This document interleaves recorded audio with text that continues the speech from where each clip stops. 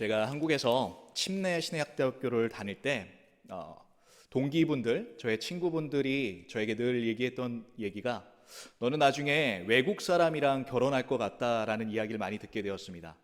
저는 친구들의 세뇌 때문에 그런지 나는 정말 외국 사람들을 만나야 되나? 외국 사람을 만나서 결혼해야 되나? 이런 생각을 했었던 적이 있습니다.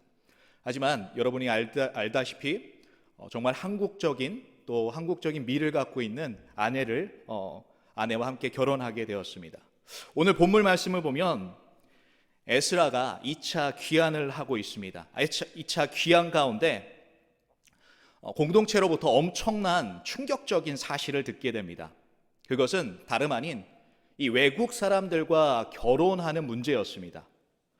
왜 에스라는 이 말씀은 이 외국 사람들과 결혼하는 것을 큰 죄악으로 바라보고 있을까요? 우리가 알고 있듯이 예수님의 족보를 보면 그 안에 이방 여자들이 등장하는 것을 볼 수 있습니다. 외국 사람들과 결혼하는 것이 잘못된 걸까요?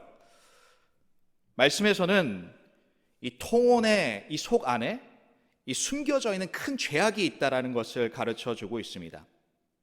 하나님께서 놀라운 역사 가운데 이스라엘 백성을 이 출애굽시키시고 40년이라는 광야 생활이 끝나고 이제 가나안 땅에 입성하기 전에 하나님께서는 그들이 가나안 땅에 들어가서 무엇을 하지 말 것을 말씀하신 적이 있습니다. 그들이 그곳을 정복해야만 하고 또한 그들 가운데 다른 이방 사람들과 결혼하지 말 것을 말씀하셨습니다. 신명기 7장 3절에서 4절 말씀을 보면 그 이방 사람들과 결혼하지 말 것에 대한 이유를 말씀하고 계신데요. 또 이방 사람들과 혼인하지도 말지니 그 딸을 그들의 아들에게 주지 말 것이요 그들의 딸도 내 며느리로 삼지 말 것은 그가 내 아들을 유혹하여 그가 여호와를 떠나고 다른 신을 섬기게 함으로 여호와께서 너희에게 진노하사 갑자기 너희를 멸하실 것임이니라. 아멘. 하나님께서는 투혼을 금지하고 있습니다. 그 이유는 가나안 땅에 들어가서 그 사람들의 가증한 풍습을 따라서 자신이 하나님의 백성이라는 정체성을 잃어볼 뿐만 아니라 다른 우상들을 섬기게 될 것이다라는 경고를 하고 있는 것입니다. 이와 마찬가지로 오늘 말씀을 보면 포로 가운데 귀환하고 있는 이스라엘 자손들 가운데 이 가나안 입성을 하고 있었던 이스라엘 조상의 그 모습과 별 다를 바 없는 모습이었습니다. 이들 또한 이방인들과 통혼하는 가운데 하나님을 떠나 가증한 우상 숭배를 저질렀던 것입니다. 에스라는 이스라엘의 죄악 앞에서 어떻게 반응했을까요? 이 이스라엘이 통혼으로 인해서 우상 숭배했다라는 이 소식을 들었을 때 에스라는 어떻게 반응했을까요? 오늘 본문 말씀을 보면서 공동체 가운데 어떻게 에스라가 그 공동체를 바라보고 그 문제를 어떻게 해결하는지를 바라보며 깨닫는 시간 되기를 소망합니다. 에스라는 그 문제 앞에 먼저 탄식했습니다. 2차 귀환으로 돌아와서 얼마 되지 않아 이 투혼이라는 이 우상 숭배라는 죄악의 소식을 듣게 됩니다. 그 죄악의 소식 가운데 그는 탄식했습니다. 3절 말씀입니다. 내가 이 일을 듣고 속옷과 겉옷을 찢고 머리털과 수염을 뜯으며 기가 막혀 앉으니. 에스라는 자신의 겉옷을 찢을 뿐만 아니라 속옷을 찢을 수밖에 없었습니다. 이 표현은 자신의 슬픔이 얼마나 큰지, 충격이 얼마나 큰지를 이야기하고 있는 것입니다. 뿐만 아니라 이 머리털과 수염을 미는 것을 금지하는 것을 알면서도 자신의 머리털을 뽑고 또한 수염을 뽑는 그러한 절규를 보여주고 있는 것입니다. 에스라는 너무나 기가 막혀서 주저앉을 수밖에 없었습니다. 잠시 동안 망연자실한 가운데 앉아 있었을 뿐이었습니다. 왜 에스라는 탄식할 수밖에 없을까요? 첫 번째로 2절 말씀을 함께 보길 원합니다. 그들의 딸을 맞이하여 아내와 며느리로 삼아 거룩한 자손이 그 지방 사람들과 서로 섞이게 하는데 방백들과 고관들이 이 죄에 더욱 으뜸이 되었다라고 말씀하고 있습니다. 이스라엘 백성뿐만 아니라 레위인들, 제사장들, 어떻게 보면 이 이스라엘 백성 가운데 리더가 되는 이들이 먼저 으뜸이 되어서 너라 할 것 없이 그 죄를 지었다라는 것입니다. 어떻게 보면 그들은 깨어서 이 백성들을 이끌고 이것이 죄라는 것을 알고 같이 회개하며 하나님의 뜻을 구해야 했을 것입니다.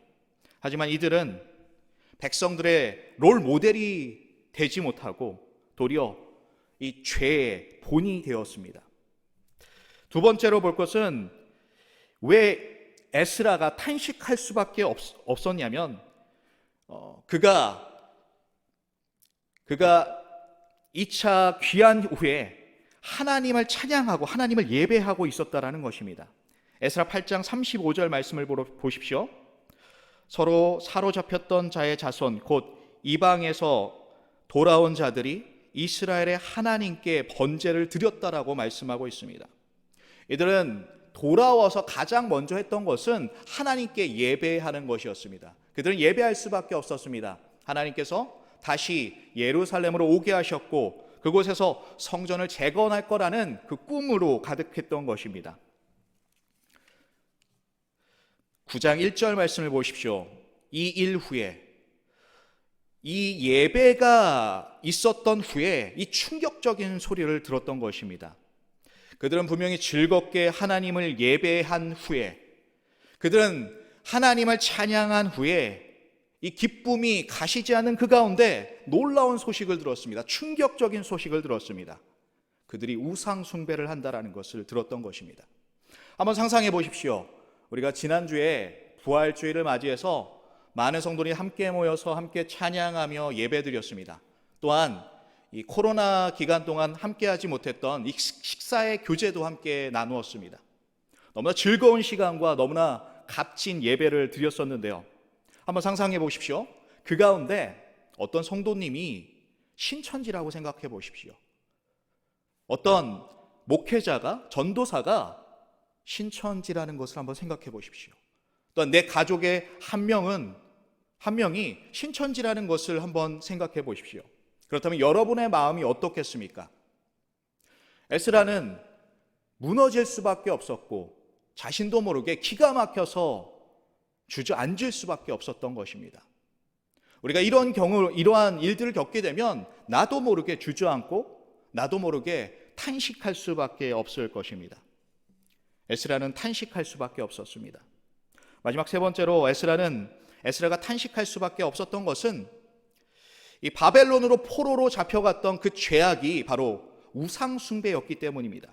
이 똑같은 죄를 다시 짓고 있는 이스라엘 백성의 모습을 보면서 그는 탄식할 수밖에 없었습니다. 이 포로 생활 가운데 70년이 지나 이 예레미야의 예언처럼 그들은 귀환했습니다. 1차 귀환이 한 세대가 끝나기 전에 또한 2차 귀환 몇 달이 되지 않아서 이들에게 이 엄청난 죄악의 소식이 들렸던 것입니다. 이 우상 숭배의 똑같은 죄로 말미암아 에스라는 좌절할 수밖에 없었고 탄식할 수밖에 없었던 것입니다.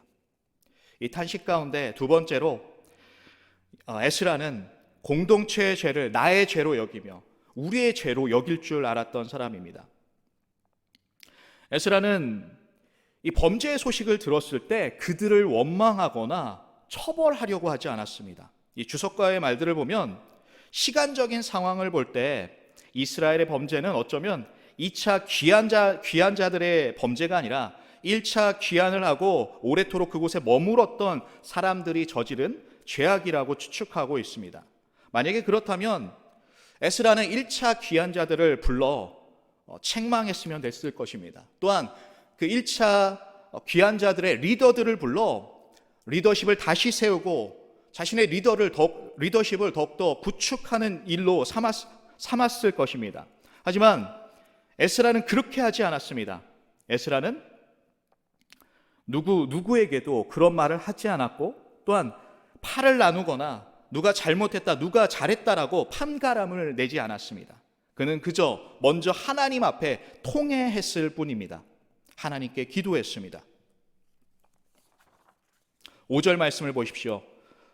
저녁 제사를 드릴 때에 그가 근심 중에 일어나서 속옷과 겉옷을 찢은 채 무릎 꿇고 나의 하나님 여호와를 향하여 손을 들고, 기가 막혀 아무 말도 못한 채 몇 시간째 주저앉아 있는 에스라가 이제 예배 시간이 되어 무릎을 꿇고 두 손을 들어 하나님을 향하며 하나님께 기도합니다. 에스라의 회개, 에스라의 중보 기도를 보면 에스라는 계속해서 이스라엘이라는 표현을 쓰지 않고 우리라는 복수 1인칭 대명사를 쓰는 것을 볼 수 있습니다. 본문 6절에서 15절까지의 말씀을 보면 무려 우리라는 단어가 27번씩이나 등장하고 있는데요. 이 공동체의 죄악을 자신의 죄로 여기며 우리의 죄로 여기며 하나님께 통곡했던 것입니다. 에스라가 죄를 지었습니까? 에스라는 이 이방 여자와 결혼하지 않았습니다. 에스라는 그 일로 인해서 우상 숭배하지 않았습니다. 그는 이 이스라엘의 범죄와 아무런 상관이 없었던 자였습니다. 하지만 에스라는 이스라엘의 죄악을 자신의 죄처럼 여기며 하나님 앞에 나아가 하나님 앞에 중보합니다. 하나님 앞에 기도합니다. 이러한 에스라의 모습을 볼 때 이 모든 인류의 죄를 대신해서 십자가를 지시고 피 흘리신 예수님의 대속을 연상케 합니다. 또한 에스라의 기도는 여전히 우리를 위해서 간구하시는 예수님의 모습을 떠오르게 합니다. 디모데전서 2장 5절 6절 말씀을 보면 하나님은 한 분이시요 또 하나님과 사람 사이의 중보자도 한 분이시니 곧 사람이신 그리스도 예수라. 그가 모든 사람을 위하여 자기를 대속물로 주셨으니 기약이 이르러 주신 증거니라. 죄 없으신 주님께서 우리의 죄를 위해서 우리의 죄를 자신의 죄처럼 여기시며 죽음까지도 담당하셨습니다. 에스라 또한 예수님의 모습처럼 우리 공동체가 이 공동체의 죄를, 공동체의 이 일들을 나의 일로 여기며 나의 죄로 여기며 아파하고 중보하며 그들을 위하여 기도할 수 있는 저와 여러분 되기를 축복합니다. 마지막 세 번째로 에스라는 하나님의 은혜를 알았습니다.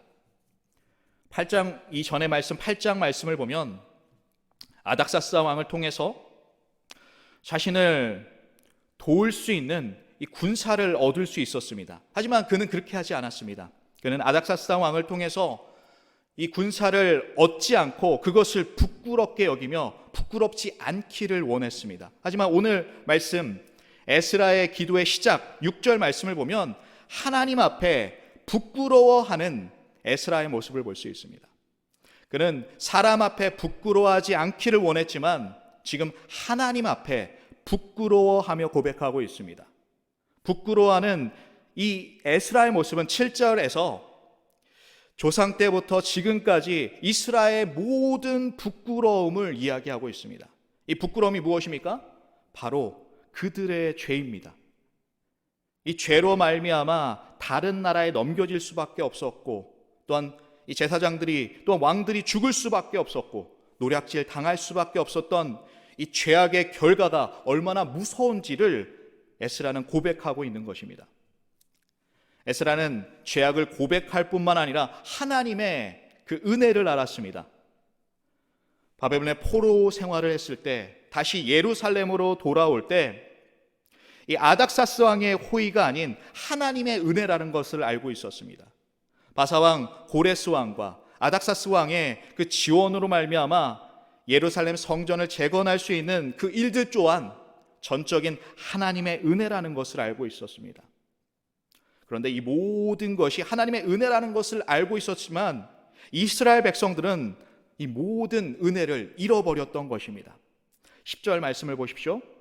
우리 하나님이여 이렇게 하신 후에도 우리가 주의 계명을 저버렸사오니 이제 무슨 말씀을 하오리까? 하나님의 놀라운 은혜 가운데도 그들은 계명을 잃어버렸습니다. 하나님의 말씀을 잃어버렸습니다. 하나님께서는 그 놀라운 은혜 가운데 죄 가운데서도 이스라엘 백성을 여전히 이끌고 계시지만 이스라엘 백성은 여전히 하나님의 말씀을 버리고 죄악 가운데 살았던 것입니다. 계속해서 이스라엘 백성은 죄를 반복합니다. 하지만 하나님은 그들에게 은혜를 반복하고 계십니다. 11절에서 15절까지의 말씀을 보면 그 마지막까지의 말씀이 우리가 처음 서론에서 보았던 것처럼 하나님께서 가나안 땅에 이스라엘 백성이 입성하기 전에 그들이 들어가서 통언하지 않을 것을, 우상 숭배하지 말 것을 경고했던 것처럼 그 죄가 이제는 이스라엘의 지금의 모습과 같이 지금의 동일한 죄의 반복의 모습처럼 나타나고 있다라고 이야기하고 있습니다. 하나님께서 경고하셨던 그 통혼의 죄, 우상 숭배의 죄, 하지만 여전히 그들은 그 우상 숭배의 죄로 말미암아 무너지고 있었던 것입니다. 왜 에스라는 이 죄의 반복을 이야기하면서 하나님의 그 은혜의 반복을 이야기하고 있을까요? 에스라는 이스라엘 백성, 우리가 여전히 죄를 반복하고 있지만 하나님께서 그들에게 계속해서 은혜를 내리신 것처럼, 반복하셨던 것처럼 지금 또한 염치 없지만 죄 가운데 우리가 있지만 하나님께서 다시 한번 그 은혜를 내려주시기를 원했던 것입니다. 염치 없지만 우리가 하나님 앞에 엎드리길 원합니다.